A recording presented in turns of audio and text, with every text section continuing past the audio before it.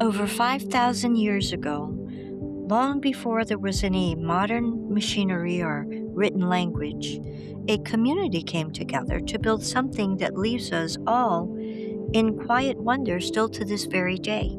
They gathered massive 4-ton blue stones and carefully guided them over 115 miles across hills and rivers and coastal waters from Wales all the way to Salisbury Plain in England before placing them together in a circle.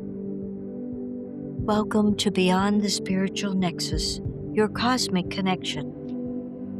I'm your host, Diana Rose, and I'm here once again with my lovely co-host, Xandra, as always. And tonight we are exploring Stonehenge and its acoustic archaeology, plus the subtle energy paths woven through our planet.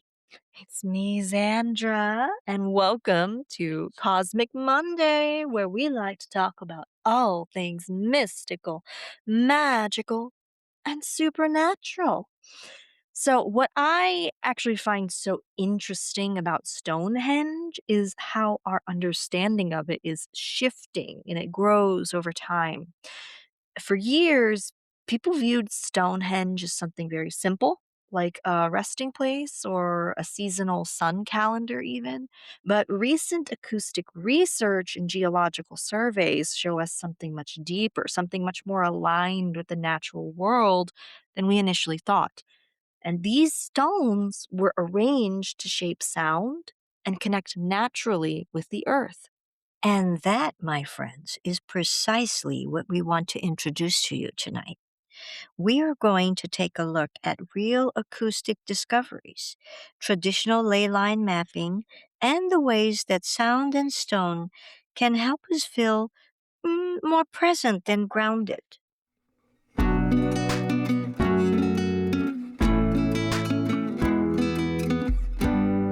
So, as much as I would like to just jump right in, first, we have to put Stonehenge into context by taking a look at the physical space.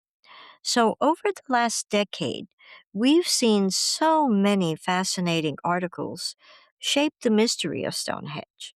Sandra, I remember you Mhm. mentioned something about a study you read not long ago. Yes, I did. So, Dr. Trevor Cox and his team at the University of Salford, they Mhm. created a study which was published in the Journal of Archaeological Science. So, what they did is they built mini henge, right? It's a 1 to 12 scale model of Stonehenge, and it's as it stood around 2500 BCE. And Minihenge was created with concrete, right? Crafted to match the natural density of sarsen stone, which is another type of megalith used to build Stonehenge itself. Well, don't keep me hanging. What did they discover with Minihenge? I'm getting there, okay? So, Minihenge, the model, right?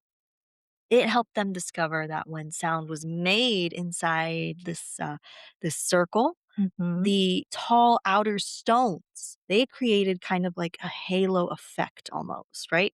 So Mhm. noise outside of the circle got softened, like the winds outside, right? Mhm. So the sound made within the circle sort of like kept within it.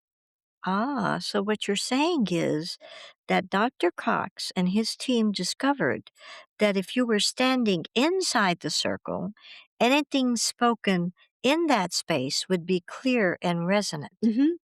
Yeah. In fact, Dr. Cox noted that voices of rhythmic drumming inside would have felt amplified, more intimate. He did say that, yes. And that doesn't even mention how the blue stones add to the whole experience. Now, the Presley Bluestones I have read about. And those are something special, truly special. So, in the Landscape and Perception Project, I'm sorry, I'm so tongue tied, led by Paul Devereaux and by Dr. John Wozencroft, They were researchers that explored the unique natural traits of these stones in Wales and around Stonehenge. So, because presently blue stones originate in Wales, and they're actually very rare, Xandra. They are very special stones. So, when tapped softly, many of these stones they don't sound flat like you would expect. You know what I mean? Like when you Mm-hmm. tap on something and it's flat, they actually produce a like warm chime, like a bell. So that's actually they're called the ringing stones. Mm-hmm. Kind of like singing bowls. Mhm. The people who built Stonehenge, this ancient civilization, purposely chose ringing stones for Stonehenge. They knew that the effect the stones would have, obviously, they knew this, when gathered in a circle. The act of carrying them from Wales to England is too purposeful to deny that. I mean, think about it. They chose these stones presumably for a gathering. Judging by the size of the area, I mean, that's what it looks like to me. Yeah, acoustic studies also suggest that low frequency sounds like soft vocal humming would naturally encourage a calm state of mind. When you look into the research regarding what's the word, brainwave Mm-hmm. responses, Yeah, that shows that these tones are actually very soothing and they help quiet our busy minds. They can actually help us be invited into a meditative state. absolutely right. And when you consider how noise resonates so clearly and intimately within the circle at Stonehenge, you actually realize that they were purposefully shaping a sanctuary. Hmm.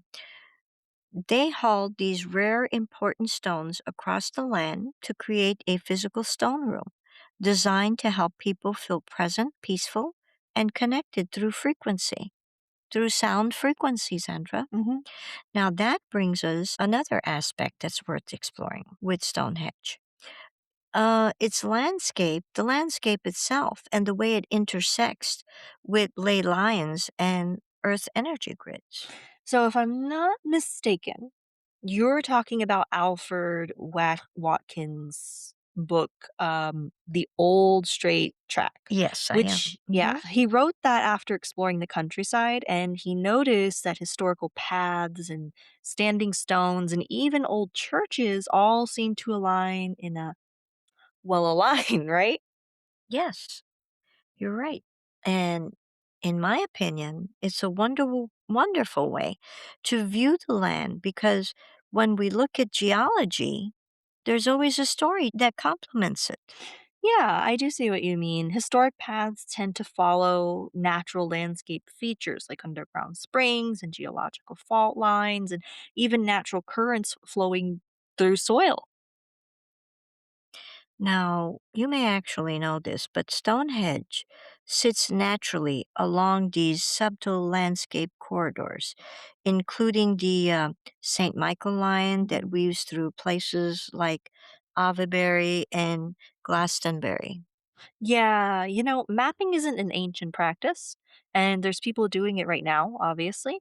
The Mhm. main difference is that modern mapping, like the Stonehenge Hidden Landscapes project, uses ground radar, Mhm. which shows us just how intricately the builders worked with natural contours and mineral features of the land. Actually, the natural quartz in the Saracen stones and minerals in the blue stones carry unique physical properties, like piezoelectricity, where gentle pressure and movement generate some energy. Mm. The builders were simply placing these stones in deep harmony with the natural environment, anchoring them like a peaceful footprint in the earth. So overall, this sounds like the ultimate concert venue. Yeah. Can you imagine that, Sandra?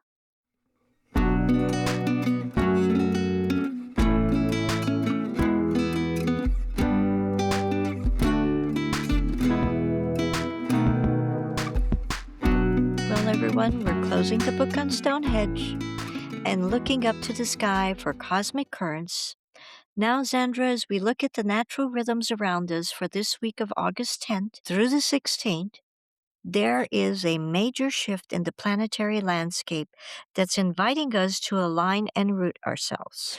Yes, ma'am, there is. This is a huge week, cosmically speaking. The centerpiece of the week arrives on Wednesday, August 12th, with a really powerful new moon solar eclipse in Leo. Now, eclipses are like a big planetary reset button. They clear out old chapters and build up transformative new doors. That Leo eclipse energy, though, is so vibrant and illuminated. It's like standing in the center of a stone sanctuary at midsummer, Xandra. Ooh, ooh, that does sound nice. But as that eclipse shakes things up on Wednesday, the moon transits into practical Virgo on Thursday and Friday, giving us that grounding anchor we so deeply need to process everything. Yup, that's exactly right. And then, over the weekend, the waxing crescent moon shifts into gentle Libra, meeting up with Venus to create a really soft, harmonious wave of romance and creative expression and peace. So while the middle of the week offers dramatic sparks, the weekend brings us back home to like equilibrium. I think many of us feel that call during eclipse season.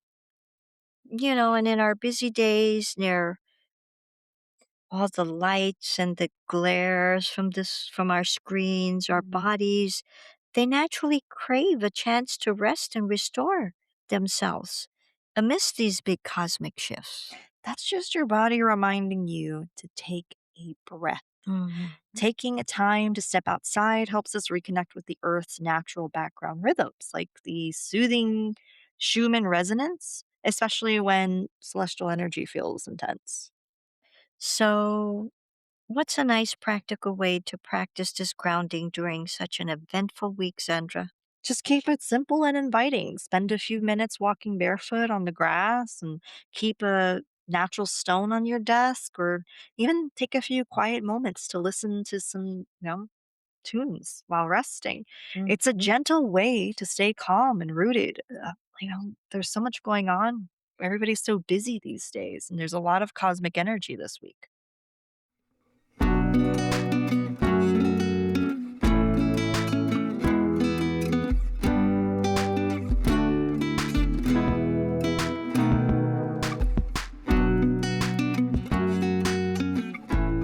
That feeling of simple connection is so comforting. Let's pour a warm cup and settle into tea and taro. Sandra, what's brewing tonight?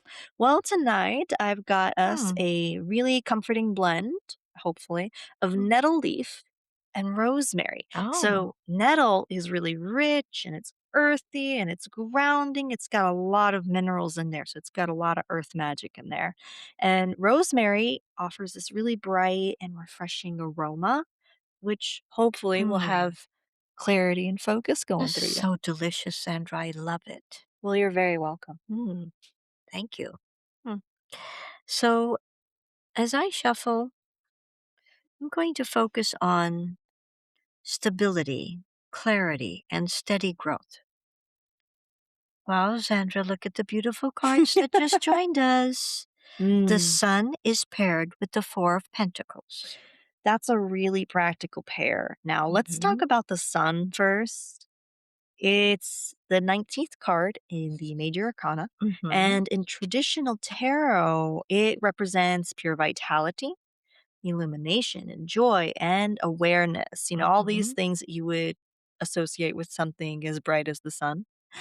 In our context tonight, it's more like, I want to say like a soft morning light, right? Mhm. Breaking right through those megaliths. I guess it's our solstice card. What do you think?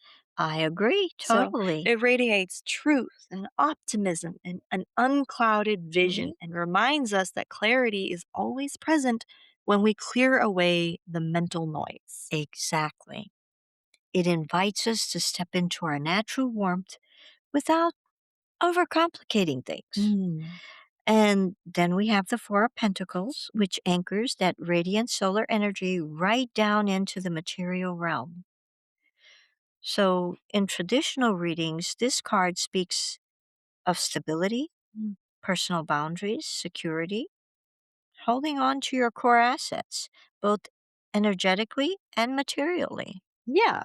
And while the four of pentacles, sorry, can sometimes warn against overguarding or rigidity, it gives the bright sun of the energy of the sun Mm-hmm. this really solid, gentle container, right? Yes. It's about building comfortable boundaries and staying rooted and nurturing what supports you.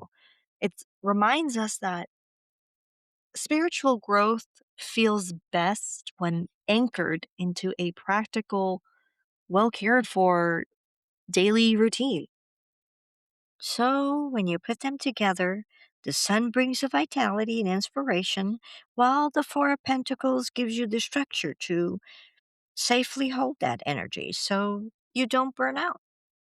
Yeah, right. Exactly. Mhm. So, our takeaway for tonight: create a safe, steady foundation for yourself.